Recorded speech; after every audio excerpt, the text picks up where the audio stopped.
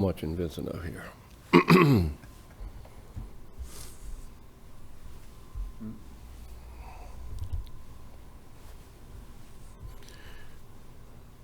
okay. AT&T is invested $1 million.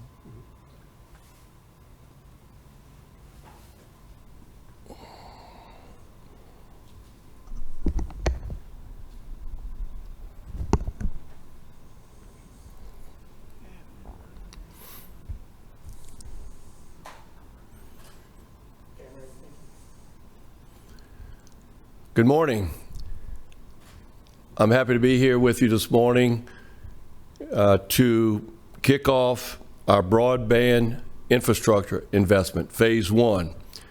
My name is Mike Cooper, serving as parish president for St. Tammany Parish, and joining me up here are council members Jimmy Strickland, Rick Smith, and council chairman Arthur Laughlin, as well as director of technology Grant Black, who facilitated this program for us. It's an exciting day here in St. Tammany that we kick off this investment for our parish. It's the first of its kind here in St. Tammany, where we will be providing, along with our partner AT&T, internet infrastructure to 883 homes in the rural areas, underserved areas here in West St. Tammany Parish. This is the first of several phases in which we will be investing in providing broadband. We examined areas of need within St. Tammany Parish and selected this area first, but like I said, there will be further phases. We all know that this is a rapidly developing world, and it's never been more important to have access to fast-speed internet for our schools, for our libraries, for our students who are learning from home. Having access to internet is important. It's no longer a luxury, it's a necessity. This particular initiative is a $3 million investment, utilizing $2 million from ARPA money that was designated to St. Tammany Parish, along with a $1 million investment from our partner AT&T in this venture. AT&T will lay a fiber network increasing symmetric speeds up to 5 gigabytes per second for residents. This project is expected to take about 2 years, but again, this is the first of several phases that other areas in St. Tammany Parish will be included in the future. This is truly an incredible day. We all know that how important internet is for our citizens, and we wanted to fully utilize the funding that was made available to us to provide these particular needs for our citizens. I will ask for questions from the media that's here, and I want to thank you for being here. I want to thank our administrative staff and others that are here this morning. If there are any particular questions, I would direct them to Director of Technology Grant Black with regard to the specifics of the program. Can you talk about where in the parish it is? Yes, if you'll see refer to the map on the screen, you'll see that this is north of Covington, particularly along Highway 25 between Covington and Folsom. It's on both east and west sides of Highway 25 between Covington and Folsom, and the areas were particularly designated through studies that we did prior to putting out the RFP.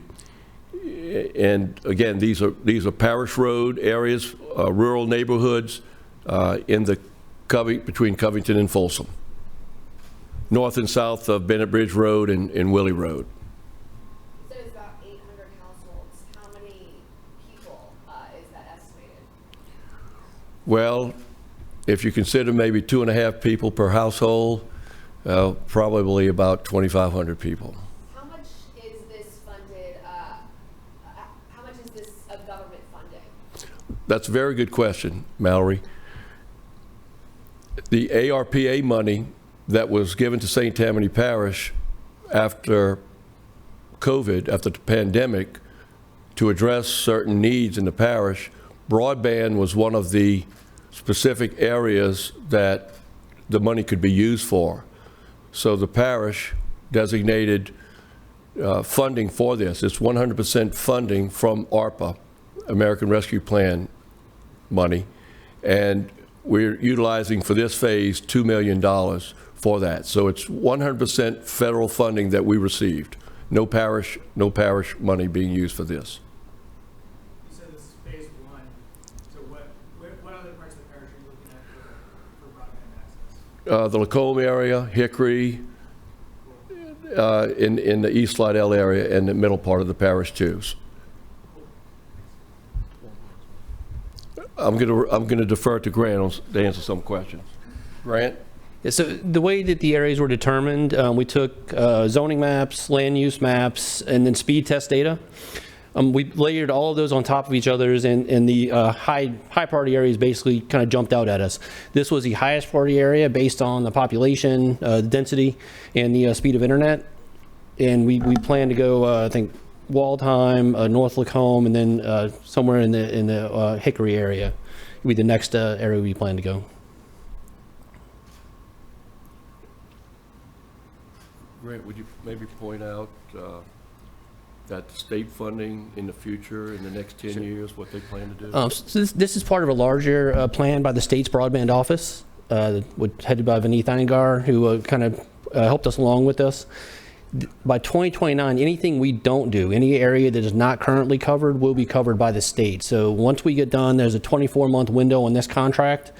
The state's going to come back behind when we finish, and they plan to have everything done by 2029. So their goal is every citizen in the state of Louisiana will have broadband internet access by 2029. Is it fiber cable or is it wireless? So we didn't basically force any technology on the companies. So as part of the bid process, we wanted to leave it wide open technology-wise.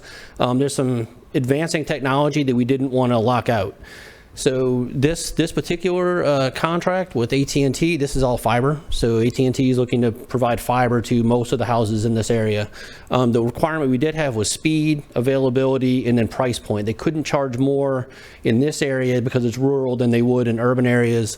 There's also funding available for underprivileged. So underprivileged, if they qualify, will be able to reach a $30 internet access fee per month. AT&T will come, or they're going to canvass the area as it's available. I think we have 10% area, 10% completion points. As they complete each 10%, they'll canvass the area with the pricing models and speed availability. What does the pricing look like for new customers? You know? The pricing is going to be exactly what their national plan is. So this will match all of their national pricing, which I think right now fiber for 1 gigabit symmetrical is right at $80 a month. And the next phases, are those ARPA funded as well? Or is that This project is fully ARPA funded. What we do, and this is the way this process was put out, we designated the area, basically said these are the houses we'd like to hit inside this area. Here's the speed we need you to meet. And then kind of put it out there. What this is, it's a last mile grant. So we went through and said that we will provide the last mile from the neighborhood into the houses if you get the internet there. And that's what it was. So AT&T, based on that, said they'll put $1 million up front to get middle mile, and they'll use the ARPA funds, kind of pass through grant that's going to hit the last mile for the houses.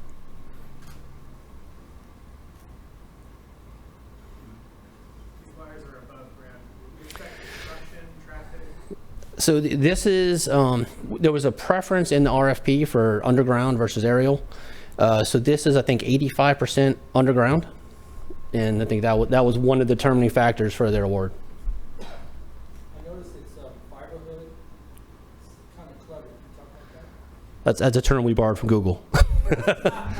So when Google went to different areas like Austin, Texas, I think Huntsville and some other areas, they broke their things down into a fiber hood. So neighborhoods typically are built against each other, density.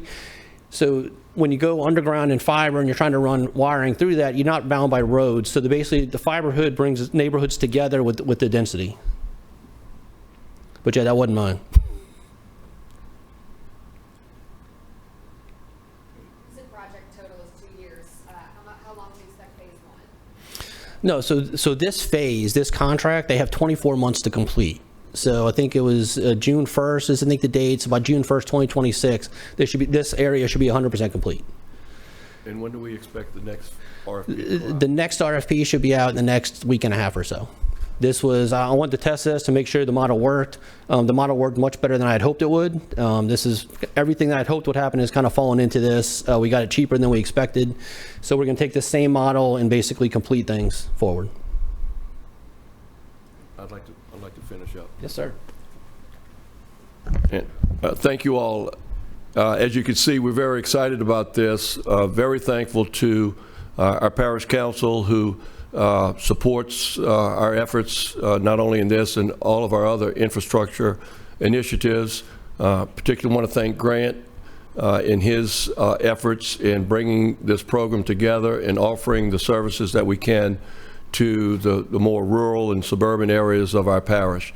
And we're very excited about this program moving forward. And again, I want to thank you all for being here. Thank you. All right, y'all good? Yeah, good job. Good job. Good job. Thank y'all.